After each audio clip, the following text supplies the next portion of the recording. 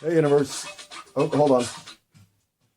Hey, universe. What are we up to? Well, the dog's up to drinking out of the toilet. The cat's up to trying to find a warm spot in a cold house. And I'm sitting one article of clothing away from getting into the shower. And no, that's not my headband. So, what we're up to is the usual. The morning usual.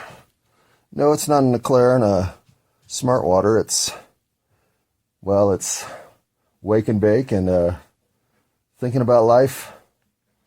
And I was thinking about our musical fingerprints. I mean, fingerprints are obviously one way of identifying which human is which.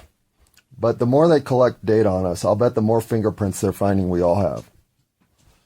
And music has got to be one of the most dependable of the identifiers of who's who down here on planet Earth. And, I mean, we all love music. And yet, we all love music uniquely. None of us have exactly the same musical taste. And when you think about how much media comes our way that's grounded in music, well, what I was really considering was the world before mass communication and distribution of music. Every town must still have had its little three-man band or four-woman quartet or whatever that people must have demanded play pretty much all the time. Because once music enters your life, when does it leave? People at work, probably the number one rule broken is no earbuds. I break it myself. I break it to listen to my podcast, of course, because, I'm full of myself. But I break it not as often as everyone else, but I break it on days when the day is fucking awful for whatever reason, and I just need my own music to get me through the day. It's amazing how much easier it is to work with my earbud in my ear. I'll say that. And so I get why the 20-somethings who are still somewhat identifying themselves through the music they like, their connection to their earbud is almost as strong as to their phones. But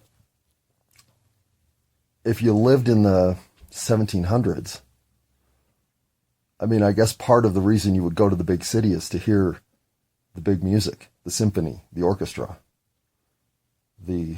not your next door neighbor, your across the street neighbor, and that other guy from the other town playing the accordion, the wooden sticks, and the rabbit drum, but music. It's fundamental. And we all enjoy it differently. And yet, there's a lot of overlap. It's almost impossible to find somebody who doesn't have at least something musically in common with you. In many ways, I feel like music is the type of medium in which your human expression can fully reveal itself. And that's why, if you get right down to it and grill us all the way to the extent of our musical tastes, you'll find us all to be uniquely different. Because we are all uniquely different. Yet we all recognize that a life with music has meaning because the music brings the meaning. Am I awake and baked enough? I'm awake enough. I agree with that. Point one. Am I awake? Yes. Oh, you know what? I haven't run down. Hey, so here's the plan. The reason I'm thinking about earbuds is because I have about 7 episodes I need to listen to and review. So this is an introduction to what will otherwise be an arduous process, especially for anyone who's already heard the arduous episodes that are seasons 1 and 2. But my own shortcomings aside, if I find listening to myself to be a challenge, then obviously I don't expect anybody else to ever do it. As a matter of fact, I may even start pulling some of the material that's of no value. I don't want people to run into something and listen to it and go, well, what was that for? That I will not accept out of myself. So if I find myself thinking that too often of these early episodes, well, I'll start going through with the critical axe and chopping where necessary. But because year-over-year growth to me is something I've never really been able to assess with accuracy, having the opportunity to do so requires me to at least continue checking in through season 1, through January. I won't be doing this frequently past that. But at work today, I intend to listen to roughly 5 to 7 episodes and then bombard you with all that material and what I think of it. So this is the kind of thing, like, let's call this episode probably what you would do as midterm prep with the class TA or something. They're offering some Wednesday night at 7, 2-hour crush the midterm power study opportunity for anybody in the class that wants to just brush up before the big test. Well, I feel like if that's where you feel like you're at, like you want that kind of immersion in the material, this episode might be worth your time. Actually, it won't be worth your time no matter what, because your time's always more valuable than listening to this. But having now told you 13 different ways you can back out of any further engagement, if you go forward, expect a whole lot of review. But there was one other thing I was going to talk about before I got to the review, Phoebe. What was it? Yeah, I forgot to. It'll come up in the review, I'm sure. The musical fingerprint thing, though, it's another of the Spotify / whatever other music aggregators are out there determining what it is that you like. What if they're looking for somebody? I mean, what if they already know the fingerprint that's out there that needs to be found? Sometimes I wonder what all the identification is for. Is it so that we can all be tracked going forward? Or is there somebody in the pile that they're trying to find? Yeah, I know I'm high though. So I get to think thoughts like this. Then I get to hit pause. Then I get to come back, lay down an entire review of myself, talking to myself. And then I get to pretend somebody else is listening. Like you. Pause. Hey, universe. I'll tell you what, let's not cover up the microphone. Let's put you where you belong. I've already done the pregame checklist for everything else. But this... Oh, that was terrible. I almost dropped the phone, but I didn't. So I'm recovering in awkward real time to put it right under all the concentrate. Okay. Well, I won't be grabbing any of my vapes anytime soon because then the phone will drop. But I think we can do this one without the vaporizer. I mean, I do have all the concentrates and the dabs. And I mean, if it comes down to it and I drop the phone, I'm apologizing ahead of time. I just think it's better that I get that out there. Because let's face it, I'm klutzy. Oh, see, I just hit the headboard with my dab tool. And that was unintentional. So I just never know when I'm going to knock around the universe a little bit more than the universe deserves. And how about this?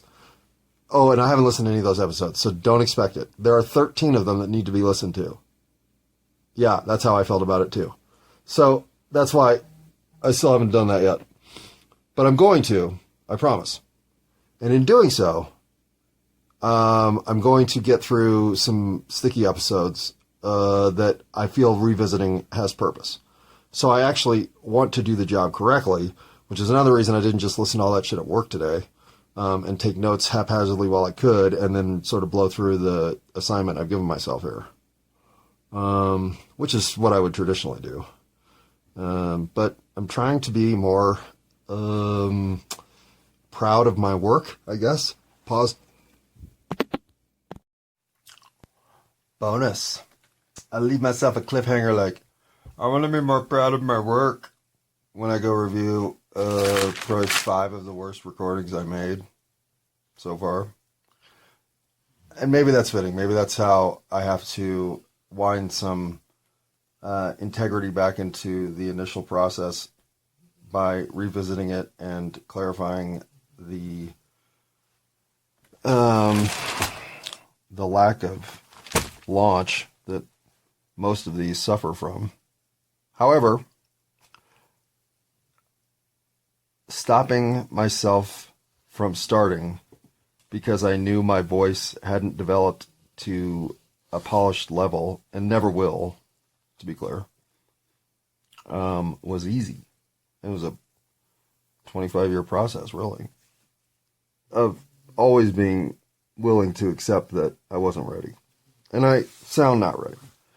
I sound distracted, off track, without the ability to complete one thought in one sentence at times, if not frequently. There's a whole lot to criticize. So what I'm not going to do is criticize myself. I'm going to try to... Wow. I'm going to try to make something positive out of what was maybe, at best, obtuse and probably at worst incoherent, or perhaps even illogical and unsupportable. Who knows?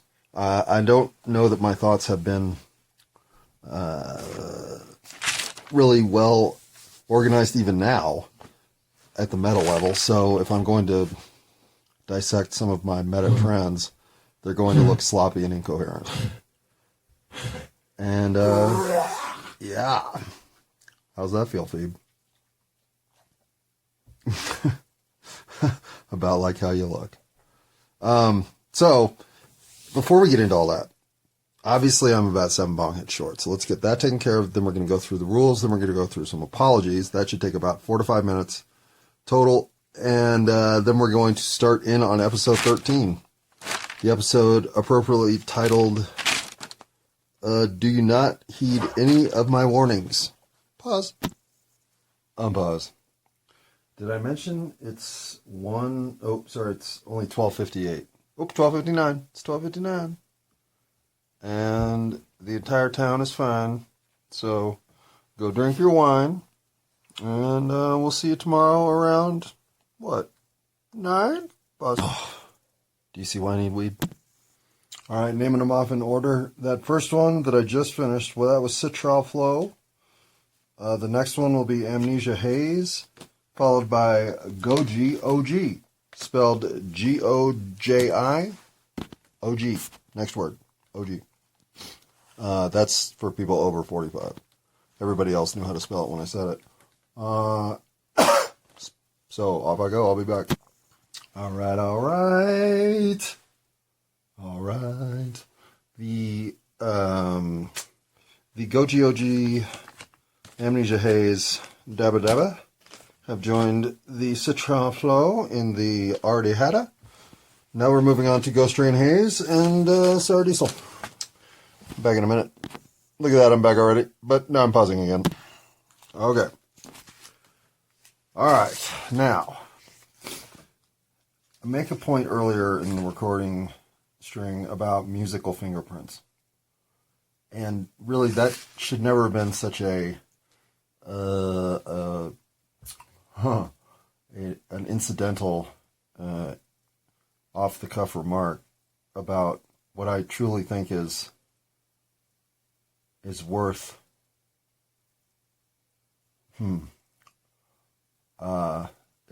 maybe the infinite cosmic expanse we've all experienced, and that is the variance in musical taste.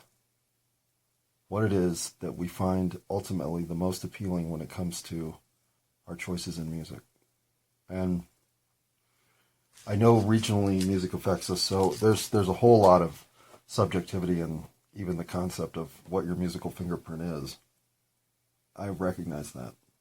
And my exposure to what must represent 0.3% of musical possibility across another 99.9% of music unheard by me leaves me shrinking in the face of even believing my musical fingerprint is valid. But whatever you're tracking that I listen to on my smartphone is data that's certainly valid, and a data set that is comparable to the entire world's similar data set.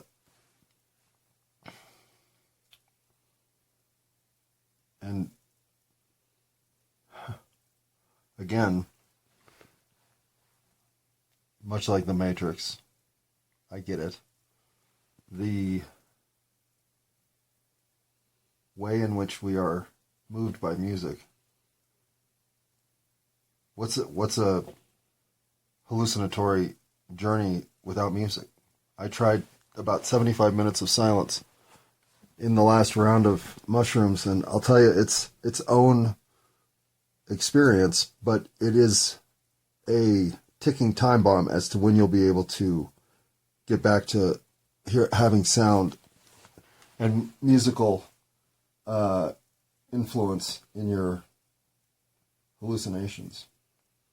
Listening to the creak of the floor, the crack of a branch, the motors from distances that normally wouldn't even register. There's just, in a silent environment, what noise does reach you, especially in the early morning hours like these, on mushrooms, is more invasive or disruptive, whereas music is consuming and the point of the whole journey, really. So, I have some level of belief that sound and music and harmony are the fundamental, original expansions of space-time. It started with sound. And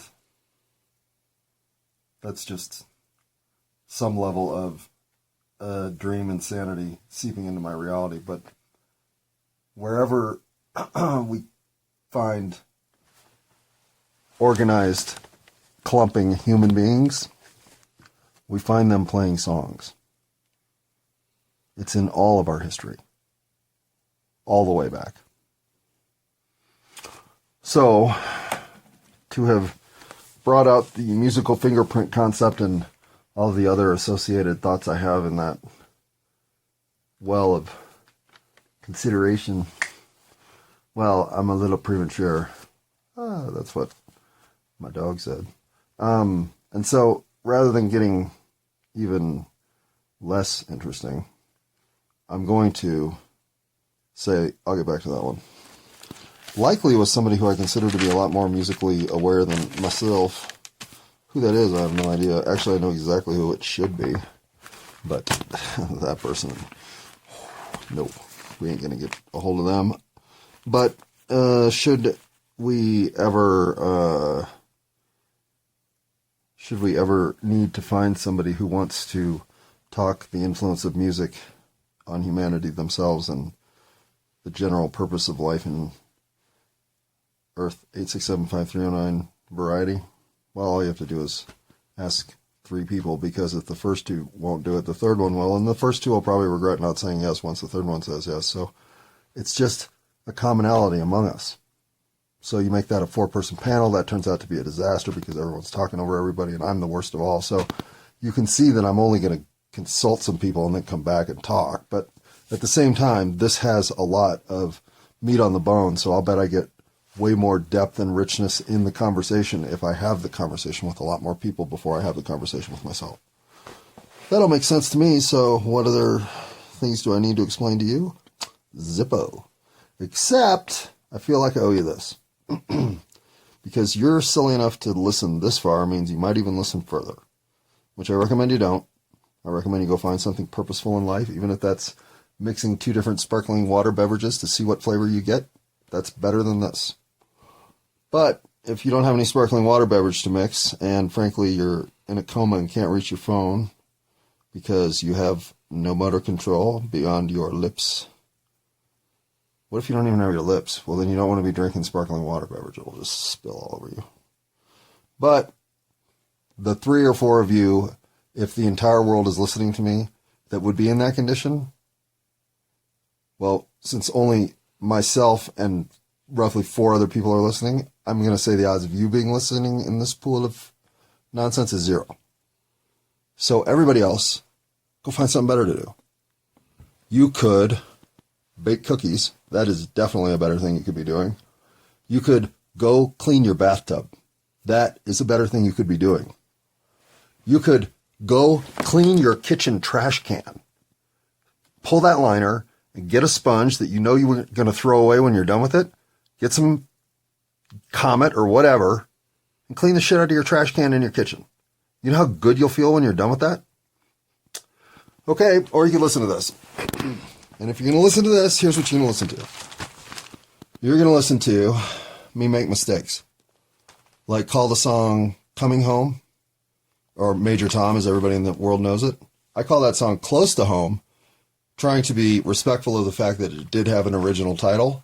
I completely butchered the original title. So I'm capable of making just awful mistakes. Terrible ones. Confidently. As if, yeah, of course that's right. When it's wrong.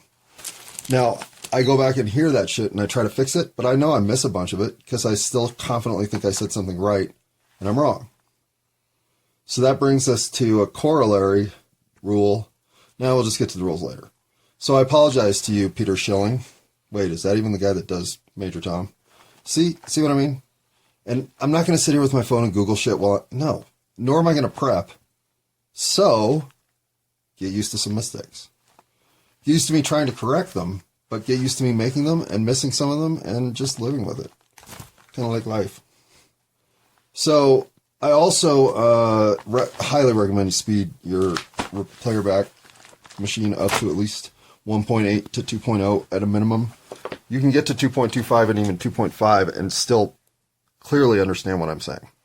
I speak slow and deliberately, pausing often, waiting for words to come to me, thinking things through. And I do this because what I put on record is me for good. I'm not going to not stand by my word tomorrow, what I said today, because all of a sudden I hear myself say something that I'm aghast by.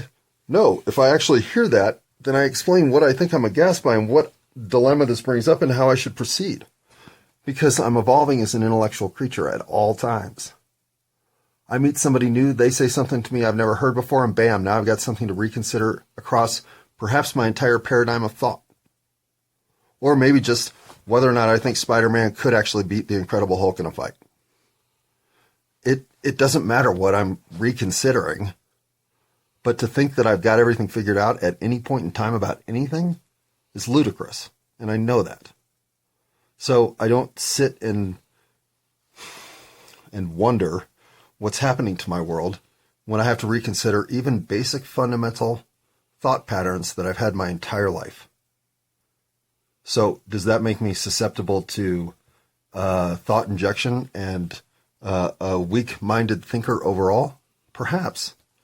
I agree that my fluidity of consideration of what's the truth, what's reality, and what's in between all that has gotten murky, if not unknowable, and caused me a lot of pain, honestly, in ways that I certainly didn't expect my life to end up traversing. One of the strong points I've always felt I was lucky enough to arrive on planet Earth with was a mind of solution-oriented, analytical reasoning, and intellectual capability. In other words, I liked my problem-solving skills and my information-gathering resources about this universe.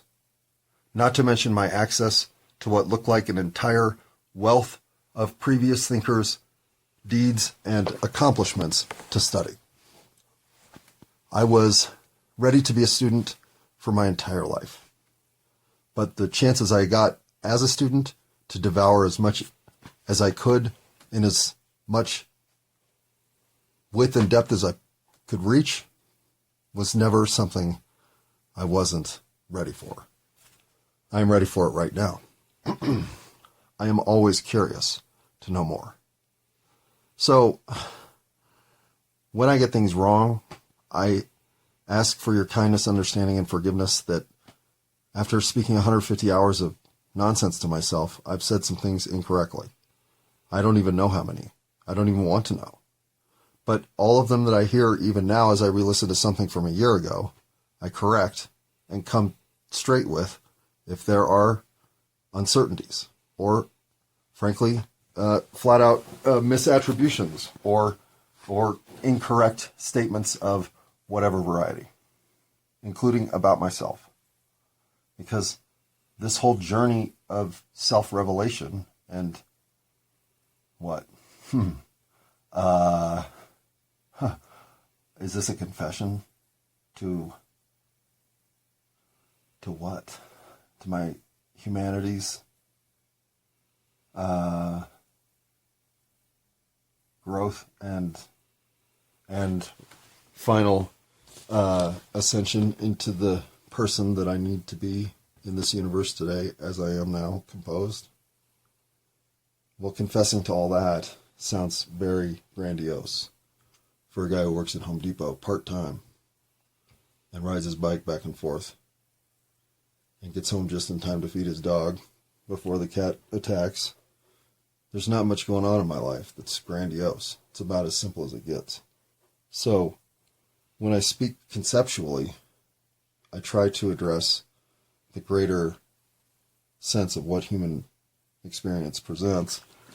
And I don't talk about the Kardashians. I do talk about Gilligan's Island. Not often, but once in a while. And I don't talk about things that I find us pointed toward as combative politics, for instance.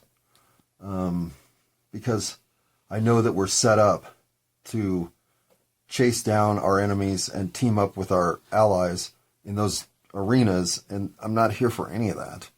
I don't believe in any of that. I don't believe we're on A's and B's. I believe we are all team humanity and all unique. We're all prime numbers. None of us are identical to anyone else, and none of us thinks identically to anyone else, so there's a lot to talk about. And for me, there's a lot to talk about just in regular life. I don't need to get too philosophical, but often I do get philosophical about stuff that's interesting to me, or just about stuff that has been in my wheelhouse of question mark content and never even seen solution material to the slightest. Why are we so bent on war? Anybody? I didn't think so. Anyway, so what does that all mean? Well, it means, obviously, this is all about me. And why you're listening, I still don't understand. I've already said that you should have left. So if you have, good for you. And if you're still here, what? And if you're going to listen further on, then your fault. And I say this because I'm not doing anything special here. I'm writing a bunch of notes about some stuff I said a year ago. That could be of value to me, maybe a little bit, but to anybody else, how? So then why am I even doing this? Because it's of value to me. Why am I leaving it in the public sphere where it might become value, or might become a value to someone else? Because I didn't have any resources in my lifetime that spoke with kindness and honesty about how many missteps are available to be had and what happens when you take them. And I used to be protective of my mistakes because I wanted a veneer of excellence. I now don't give a fuck what you think of me at all. And in fact, I'm so committed to being exposed that there is nothing I don't think in the first year I wouldn't talk about. I think I told you what my bank account is. I think I told you my address, my phone number. I know I gave you my history in all of my arrests, all of my God, what else? All of my misdeeds with, well, not all my misdeeds with women, but my top ones. Basically, I tried to tell you everything that is, in my opinion, what you should judge me poorly for. And you should. I'm not here to tell you that some of my actions in the past aren't deplorable. They are. And I am not here to tell you that I am not expecting the same from you. And deplorable might be too far. I don't think everyone's sitting out there swimming in the deplorable end like I am, but I know we're all swimming in some ends that got us over our heads in situations we regret to this day, and in places we acted poorly because of whatever. And I know we also hold those moments against ourselves, if in no other way than saying, oh, how could I have let myself be so dumb? How many of those do you have in your life? And how can I have let myself be so dumb is really saying is, I hate that part of myself. That day, I don't want to remember or think about because I didn't like myself. And in fact, I hate myself that day. What a piece of shit I was. What a wimp. What a do what I'm told. What a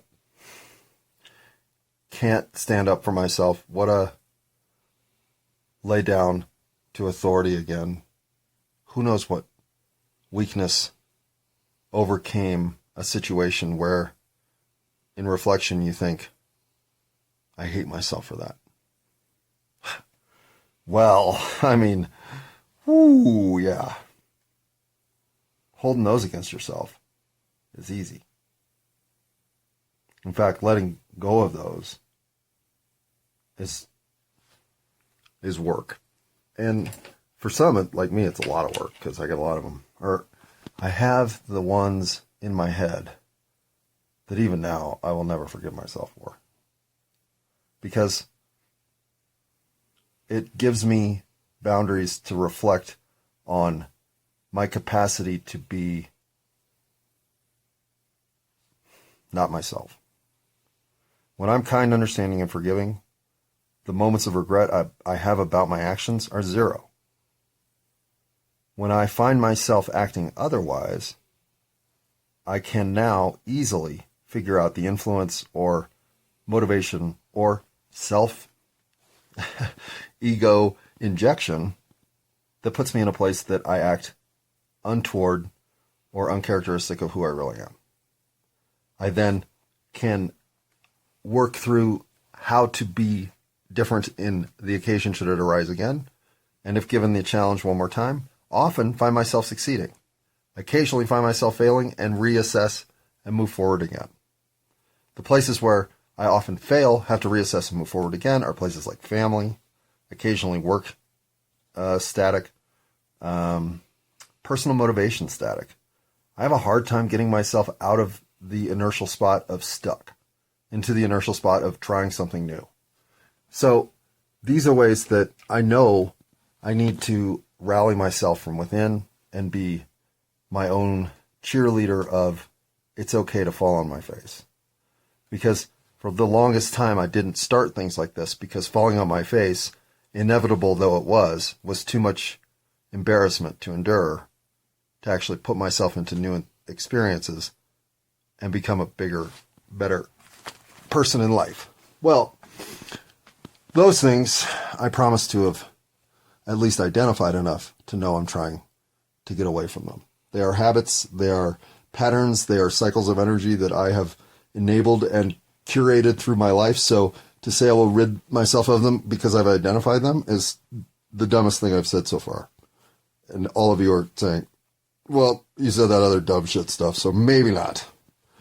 So fair, I'm always willing to accept that I'm wrong.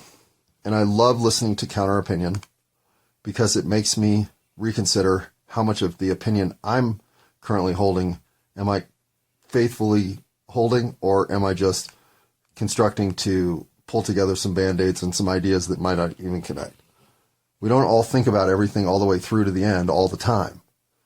So we're all prone to having some sloppy thoughts, some sloppy connections, and some sloppy beliefs, understandings, and knowledge that we really believe, understand, and know, even though we're wrong.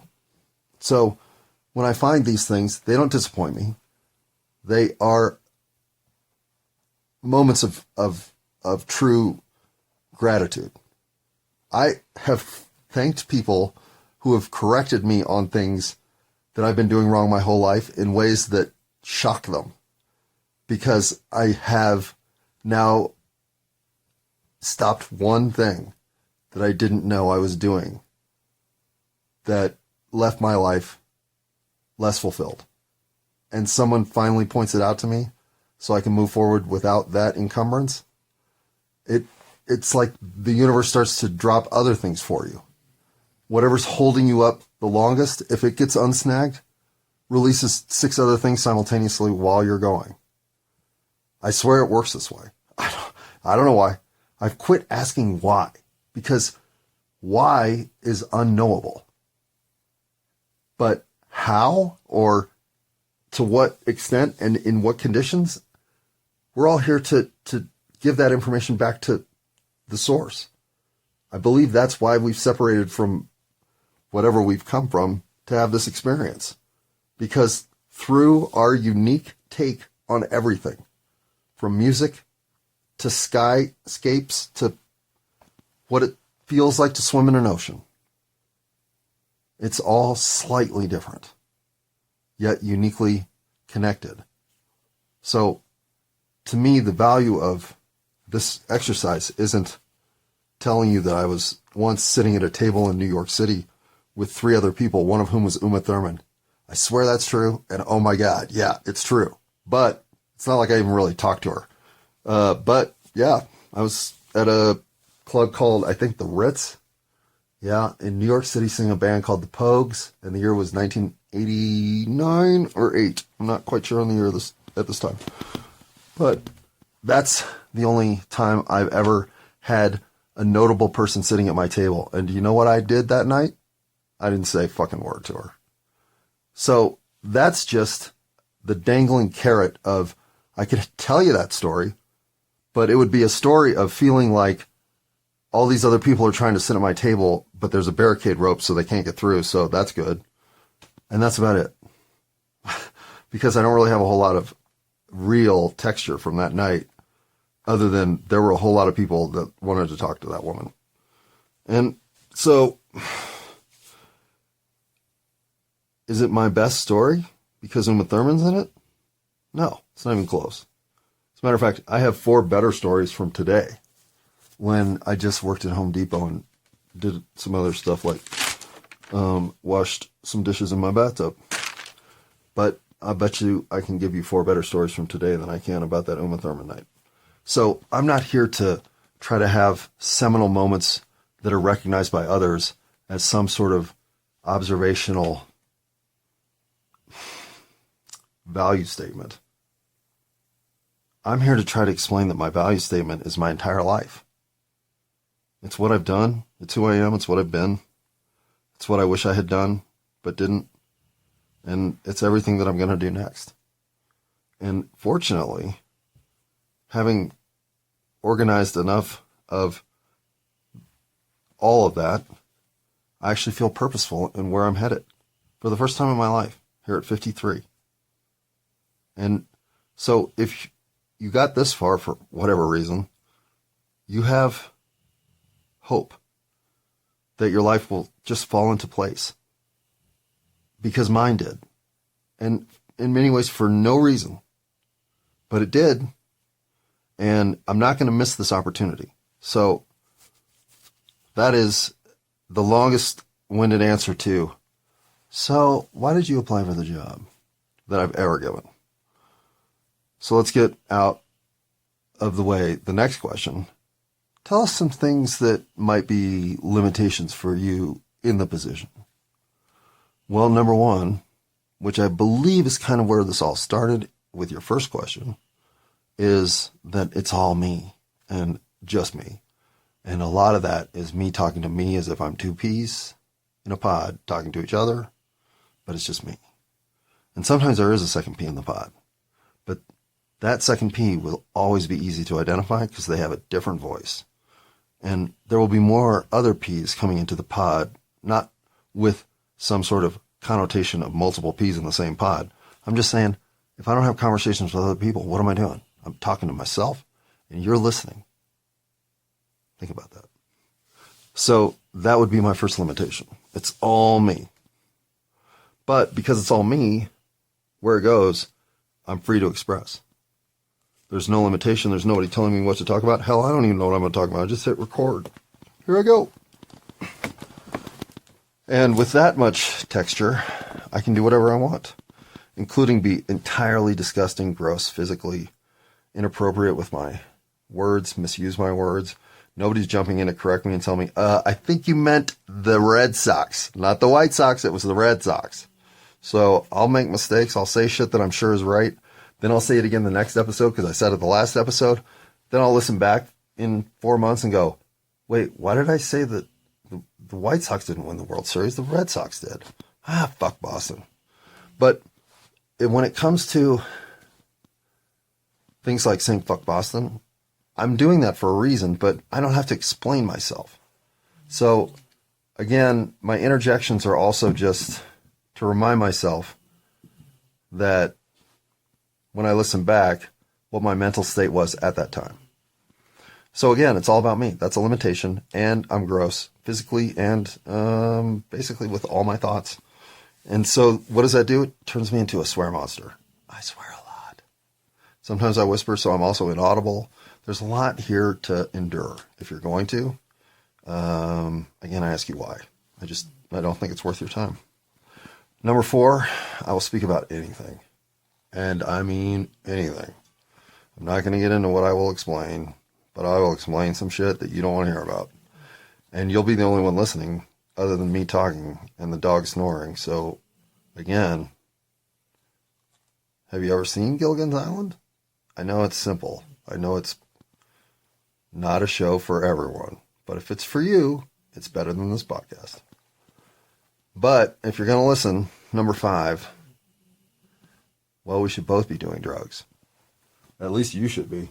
And I always will be. So if you do, then we're both on team drugs. As a matter of fact, what are we going to do right now? Let's hit the vape because that's got some nice train wreck in it. And then I'm going to have some Durban poison dabs to go with my, Pineapple Express. So while I'm doing that, should I talk about drugs? Well, I will at some point. So don't worry. Pause. And time. Okay. So this is the third one, the Pineapple Express, or the Durban poison. Can't tell you for sure which. No. It's one of those two.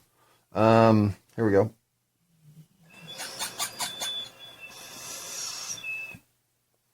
That is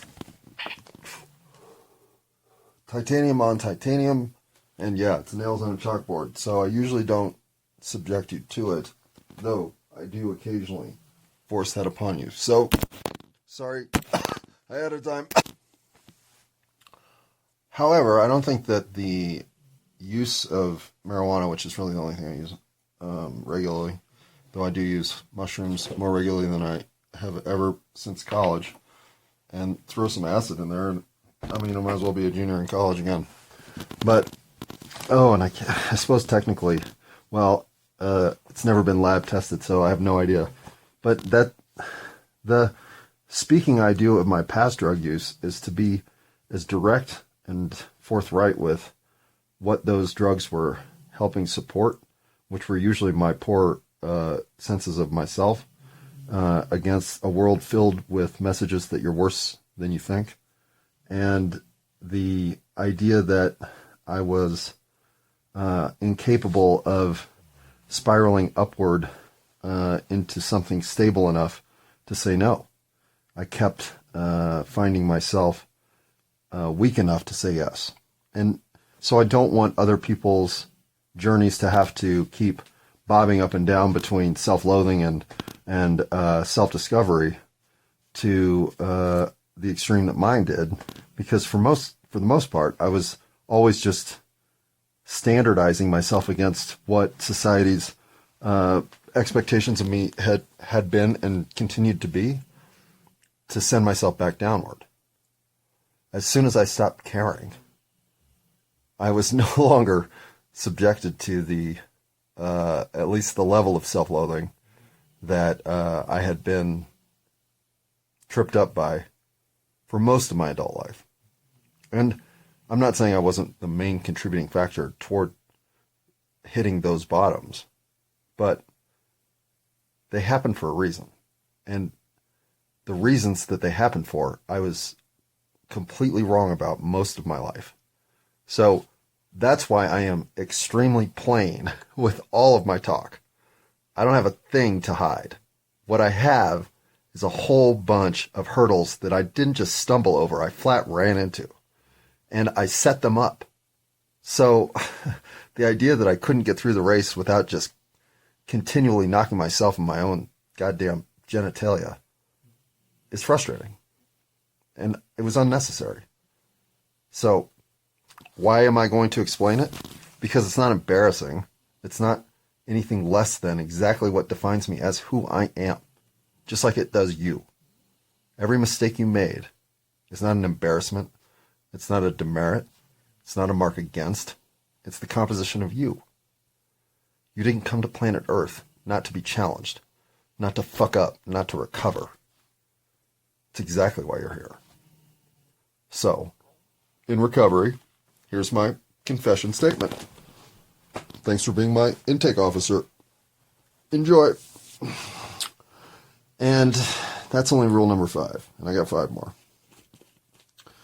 Let's get through these other so quick you'll forget what I said. Just like you have most of what I've already said. Because this is not prescriptive. I'm not telling you what to do with your life. I never want to. I don't even want to tell you anything about what you should be doing. Except figure it out. Listen to what's inside you. And be as true to yourself as you can possibly figure out how to be. That I will prescribe. Because I believe that is what set me free from the entanglements against myself that I was continually forcing into my life. So, describing how I did that is my purging of the idea that I will go there again. Because while I feel changed and truly evolved, as a human spirit even, I couldn't feel more different and uniquely placed to move forward as myself in this universe for a destiny I can realize. The person I used to be wouldn't believe that this is true, number one, because they couldn't conceive that those were potential outcomes available to be had, number two, through their nihilistic and anarchistic positioning that was settled on through a belief that they were unworthy of anything better. And that is by far the nicest way I can put it for myself. Because for the most part, I've given up on myself. And I think a lot of people have. A lot of people out there that I run into, I know have given up on themselves.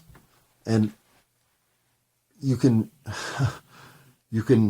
feel yourself pulling the days along as if you're riding shotgun in a car that you know you can't unlock the door or get out of. So, enduring what's next is about all you got left. Well, my life had shrunk to that level. And I guess if yours has, then maybe this is prescriptive. But you shouldn't listen to this without anything in your heart telling you that what you do next is right, because it's what you do next for yourself. And I'm not saying be selfish, I'm just saying be true to yourself. I'll explain exactly the differences between that enough that if you don't get it now, you'll get it soon enough. And that's why there's one more thing to be said. Rule number 7 is important. This is my self-analysis and journey. It is not yours. It is not anybody else's. It's not the composite of Jesus and Thoth and some other ancient gods that are supposedly all different people. If we're going to be fair, then the only thing I have any expertise on is what I've done and experienced as myself. And so all the analysis, all the anecdotes, all of the circumstances, all of the reactions, all of the actions, all of the missteps, all of the emotions, they're mine.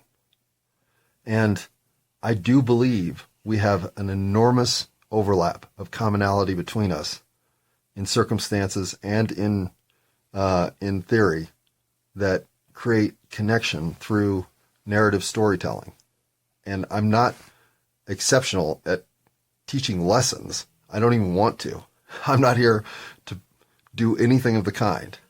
But I am here to analyze how the evolution of me has put me to a place where I love myself out of a mess of self-loathing. I still am figuring that out. But those circumstances are strictly my own. Whether that story has some echo of reflective energy that allows you to rethink something and consider your own life in a way that allows you to love yourself a little bit more, good for you. But loving yourself comes down to being true to yourself. And I bet you didn't arrive on planet Earth with a mission to listen to podcast diatribe in an attempt to circuitously route yourself into a self-evolving ascension into your position in the galaxy. And if you did, I'm sure the podcast would be Joe Rogan. So, again, this is about me. And once in a while about Joe Rogan, apparently. All right, 8. Good time for this one. I don't have a lot of respect for intellectual property. I would never charge for anything, ever. I give my stuff away. I mean, it's just, I feel like, first of all, I don't like money. And second of all, I feel like once something has been contributed to the human experience, well, there it is. It's already there. We've got it. Somebody came up with that and then passed it along. Pay it forward until we've paid it forward till we're excellent. And until then, well, everything is a spontaneous catalyst to the next great thing. Or possibly it is. So why close anything off? Why is anything protected from the knowledge base of the human experience? Why does intellectual property even exist? These are the questions that I don't have answers for that I like, because, again, I think our value is collective and not individual. So the more the individual can achieve, the more the collective can produce individuals that will achieve. I get that the individual has to do the work. I'm not opposed to anything like that. I just believe there is a cooperative, electric connection to all knowledge, that the more we uncover, the more we have the potential to uncover. So that which gets uncovered and protected, to me, makes no sense. So I don't believe in intellectual property. I believe in intellectual achievement, intellectual pursuit, intellectual attribution, intellectual engagement, intellectual masturbation, intellectual misinformation that gets corrected.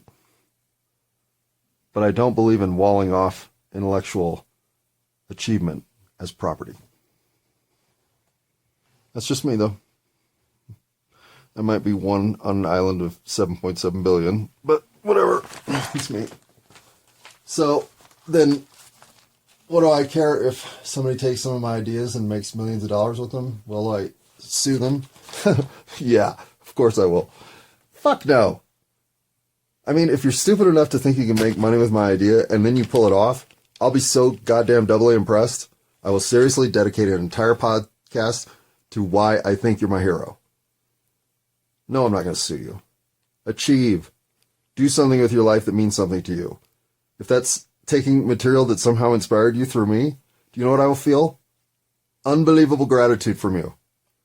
That's like the greatest thing somebody could possibly do, is think something you said was great enough to take off in a direction to do something with themselves. Yippee-ki-yay, motherfucker! So, where do I take all this? Wherever it goes. Hang on, pause. Oh, maybe I don't have to. Yeah, I do. Wait, do I? Yeah, I do. Do I? Yeah. Yeah, I should. It was good I did. So, yeah, I don't, if I want anything, I want solutions. And that's that. Well, even that, even if you solve a problem, like what's a problem that could be solved? A lot of them. If you solve a problem, I'm not saying you don't deserve some sort of level of civilized social structure, dedicated gratitude. And yet, what does that mean? I mean, what is a fulfilling life? Do you want people to just tell you did such a great job on that thing 20 years ago, we still think you're awesome? Does that make your life fulfilling? Does having a bigger house than you can care for yourself, forcing you to employ a staff of people from Nicaragua, is that fulfilling? Is going to the golf course on every Saturday because you can't stand your wife anymore fulfilling? Well, I mean, if you fucking hit a hole in one, it will be. I'll tell you that. But if we're being honest, the concept of what fulfills me is sparking other people. And I don't get to do it very often. I'm not some dynamic master of sharing the intellectual material that turns you into the next Stephen King. I mean, for fuck's sake, all we're really trying to do is walk into situations with other people and walk away in win-wins. And whatever way I can offer you a win, I want to hear. And if that means there's a win to be had through something that I didn't leverage, or something that was an off-the-cuff remark, or something that I would never, ever think had value, perfect. If it's something that I said, I'm going to do that, but you do it first, good on you. Shit, man. I'm not telling you that the world isn't in a place where there is some chase for achievement, but I don't chase achievement. So, again, these are deep-seated things in me, and I get where people are conflicting on this. I get it. Intellectual property and the right of law and all that shit. I mean, lines on maps matter to people other than me. I'll just leave it at that. All right, 9. Well, 9 is I want solutions. What I really work toward is not just to bitch about shit, but to think about, well, how could it be better? Or what could change? Or what other alternatives could we look at that would be systems that aren't the ones that are currently failing us? Why point out that which is wrong if you can't point out that which could be better? And in pointing out what's wrong, you give yourself an opportunity to fix it. So you do have to look at the world and find the problems. That is investigation that's worth time. But if you're going to do that work, then take the extra step and come back with something that solves it. So I do that as much as I can. Sometimes I just bitch about shit, like we all do. All right, and then in response to all that, my own, my own shortcomings aside, which of course I just outlined 9, and that's just 9, there are many. If I can continue to be kind, understanding, and forgiving, which I've been maintaining fairly consistently now, then you can expect respect, curiosity, an investigation into the coordination of concepts and ideas and the way they are overlapping in real time to give us new insights into both what we're up to, how we're going about this journey, and what it all means. The questions that I have always tabled for either their underpinnings in overall nonsense or the idea that they're the sort of unknowable, ethereal, conceptual concepts anyhow.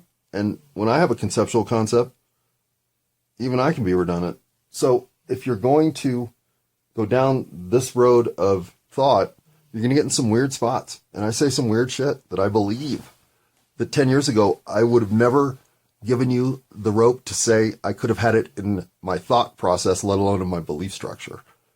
So I've changed dynamically over 10 years, in spite of myself, not through any intent of myself, but in ways that I outline regularly enough to describe exactly how those changes have affected me and where they're going.